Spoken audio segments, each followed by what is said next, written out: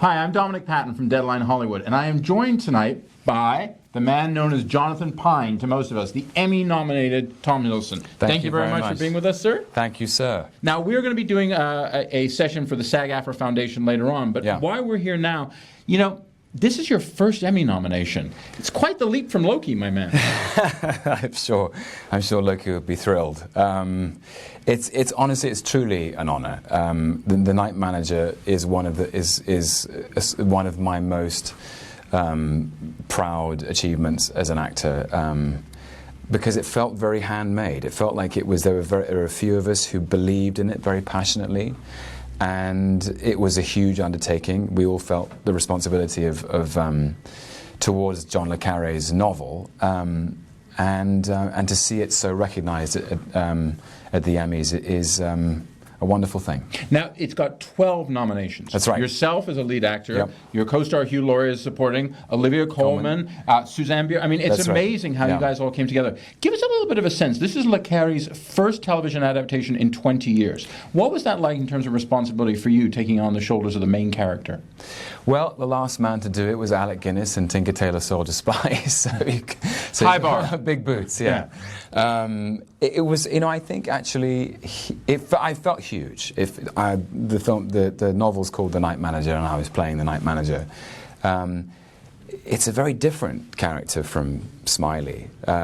He's younger. He's not inside the circus, as le Carré calls it. He's someone who's recruited by the circus to be a field agent. But an ex-military man. That's right. With a secret heart and a secret past. Yeah.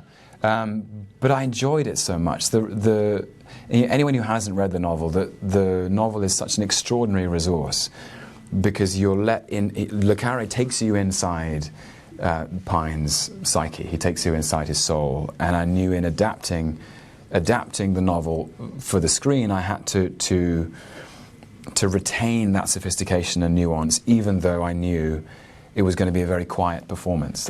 Pine is someone who watches, listens, observes. He doesn't speak much. Which is why, as it progresses over the episodes, which, by the way, AMC are showing the whole series tomorrow night. That's so right. Everyone can get another Night Manager night out. You know, one of the things is it's an evolution. As you see the relationship between him and Hugh Laurie's arms-dealing Richard Roper, as well as the female characters, Angela Burr, the master spy, and what have you, it's like he learns to become himself in becoming another person and becoming a spy. Well, as an actor, how do you put that together?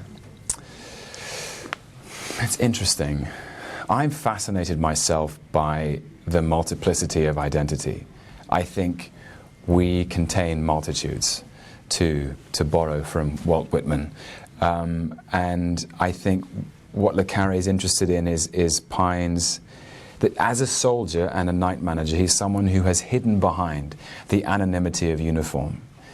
And what happens to Sophie in episode 1 is something that challenges him to make a commitment, the kind of commitment he's never made. So that by the end of episode 6, the Jonathan Pine who closes the series is very different from the Jonathan Pine who began it. And his journey through it is an exploration of identity. There's a scene in episode 2 where Olivia Colman says there's half a psychopath lurking in there. Find it. Use it. Unleash it. Unleash it. So it's somehow, in order to perform this incredibly heroic act of courage, which is to take down an arms dealer who's selling British and American weapons to the highest bidder in the Middle East, he has to acknowledge the side of himself that is dark. In order to move towards the light, he has to embrace his darkness, which I found that's such a rich exploration as an actor. Now let's talk about, you talk about Jonathan Pine's evolution from episode 1 of The Night Manager to episode 6. Let's talk about Tom Hiddleston's. I mean, this was a project, you know, for most people, let's be honest, you're mainly known as Loki, which is not a bad thing to be known as, by the way, one of the villains of Asgard. You obviously, last year you had your wonderful performance as Hank Williams, and I saw Thank you very much. And you had a number of other films. One of my favorites is when you were with Jim Jarmusch's vampire film, which I thought was amazing. Thank you. But now you're going into a year of a new Thor, which you're filming right now in Australia, as well as Kong Skull Island. But in this role, which now has given you an Emmy nomination, how did you evolve as an actor? Meeting with Hugh, meeting with Suzanne, meeting with Olivia? I was also invited to be an executive producer on it, which really is there's no extra glory. It really is extra work, but it's work that I embraced and work I truly enjoyed, because with Susanna and with Hugh, we were included in conversations about the development of the entire series, and working with Hugh and learning his vigilance and his precision. And his respect for the material, and how he was always chasing perfection, and Susanna was as well. Susanna has an extraordinary rigor in her methods, and I feel like I got so much from that experience, from sharing that experience with them, that I feel that it has been transformative. How do you feel? Could you give us a specific instance of how it's changed you as an actor? I think I read in a different way.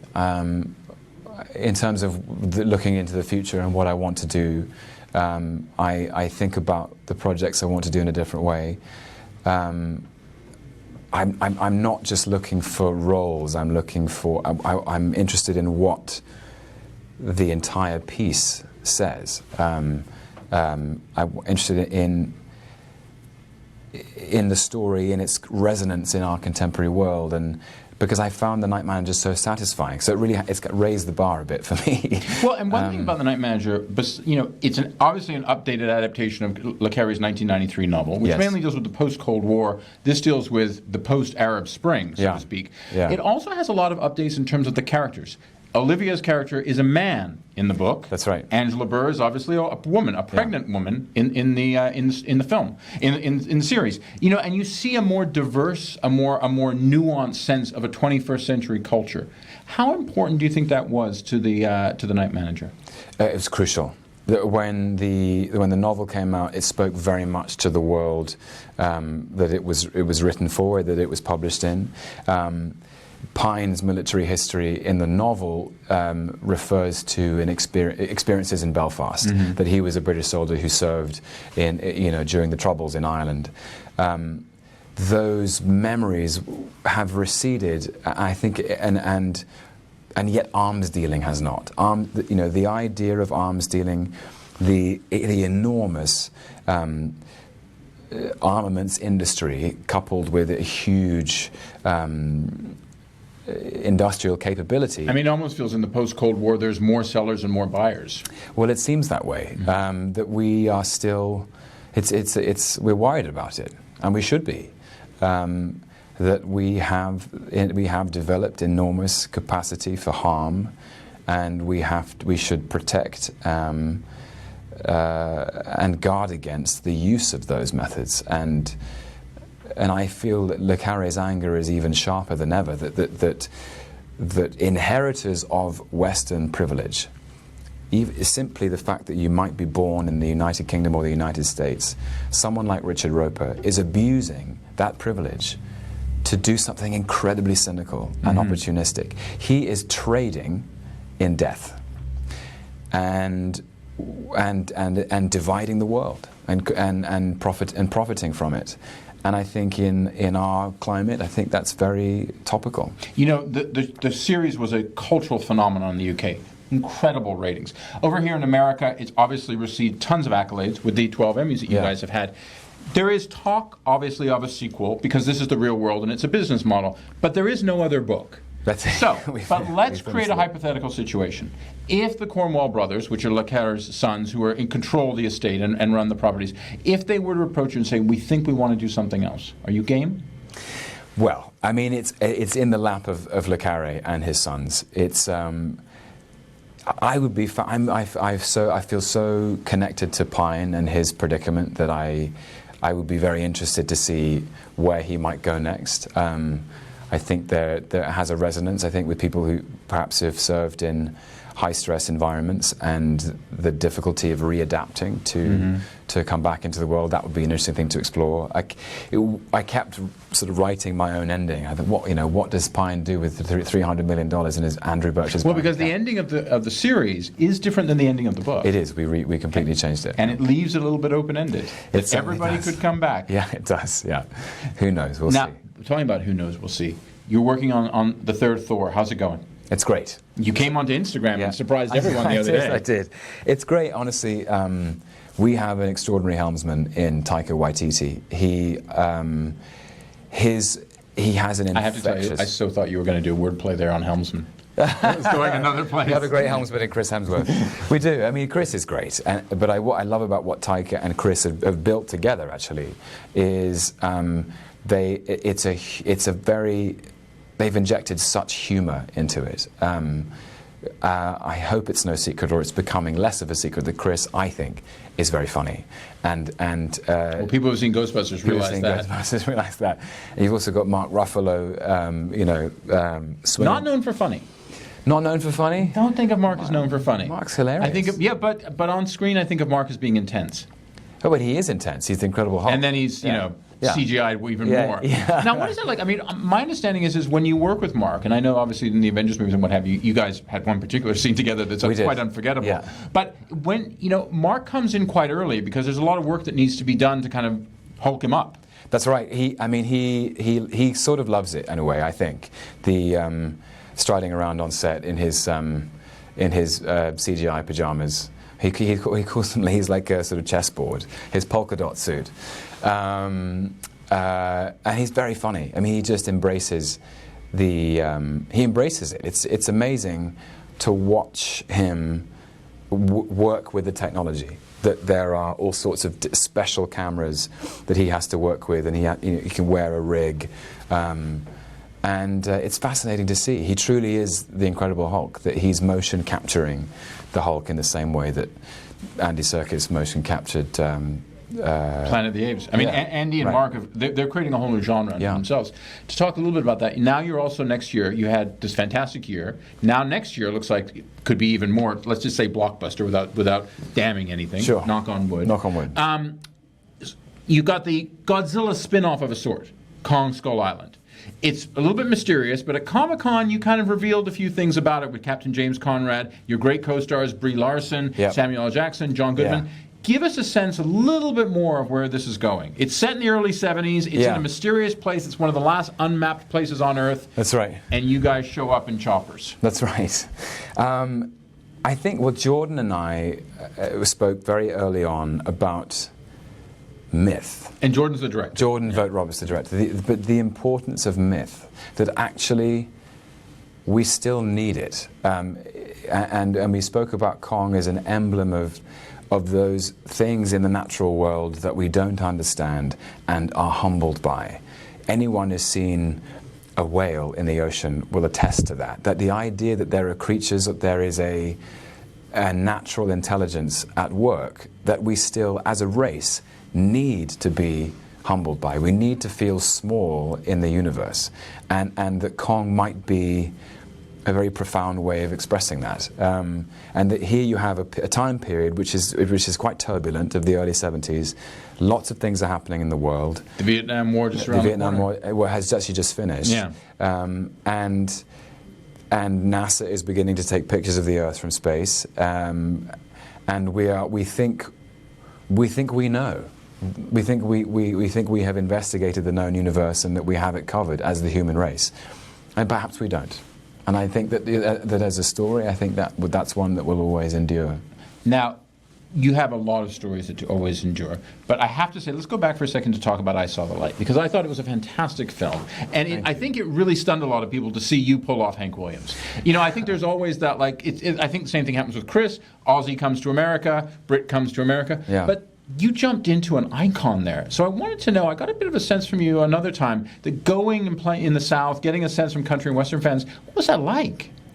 I mean, initially when I went out there, it was, as soon as I went to Tennessee, I went to Nashville, and in Louisiana, down in Shreveport, people are very protective of Hank. He's an icon. He's a figurehead. He has become an emblem of something about America that people feel is very important and authentically American. And so I had to iconically so, and I had to get my hands in the dirt of that. I had to get my hands dirty, roll my sleeves up, and do the work. One of the things about that, though, of course, is for all of Hank Williams' talents, he also had many torments. He did. And that ultimately is, in many ways, how he died in the back of the car. Yeah. How was that for you, approaching that? Because that goes to a dark edge, maybe even more than Jonathan Pine in many ways. The aspects of that were challenging were his self-destructive instincts. The way he couldn't essentially handle success. Success brought to him many temptations, and he yielded and and indulged them. And I think he's one of those people who lived life without a safety catch, and eventually it took its toll. But the interesting thing was, initially I approached it, I saw this man who was an alcoholic. He took prescription drugs. He had a very turbulent relationship with his wife, Audrey. All those things felt foreign, as well as the singing and the playing. But actually, as I began to investigate the role, I found points of contact with him, which I was surprised by. Such as? His joy at performing, and his understanding of the relationship between a performer and an audience. Is that something that you attuned in many ways from your theater years? I think so. I realized when I was up on that stage, whether it was singing Haggard Looking or Lovesick Blues, the part we had, 300 extras who were extraordinary, and the relationship is very sacred in a live space. I think any performer will attest to that. There's something magical about the moment, which is that we're all here in this one room, and I'm going to tell you a story, and I might tell you in song, I might tell you in words, but we're all in this room together, and I feel that chemistry is always electric. And I was surprised to find it familiar. Well, we should have brought guitars and we could have done the Night Manager Blues. I have one more question for you, because everybody seems to ask this. You talked about being executive producer on The Night Manager. Now you've gotten a taste of that. Is that something you want to do more of, even maybe directing? Well, I don't want to be hubristic in asking for my turn. But every actor always says they want to direct. Yeah. They always have a script in a drawer Maybe. somewhere. It's what I find fascinating is the more films I make, the more I work, the more interested I am in the big picture. I'm interested in how the story is told through cinematography, how you create a visual language. Are you becoming one of those guys who, when it's not even your scene, you're kind of hanging around Video Village to see what they're doing? Yep, I'm there. And you're so good at direct. I want but I have ideas, and I've always put them. I mean, I put them forward, and half the time they don't make it to the set, but sometimes they do, and I feel very proud of those ideas, because I hope that they enhance the whole. I believe so strongly in cinema and in performing arts, in the theatre and in TV. I think they are necessary. Now more than ever, perhaps, we need the reflection, in a way. Whatever it was. We need to sort of examine our own society through that medium. Well, sir, you're a gentleman and a scholar as always. Thank you. I'm Dominic Patton for Deadline Hollywood. Mr. Tom Hiddleston. Thank you. Thank you very much.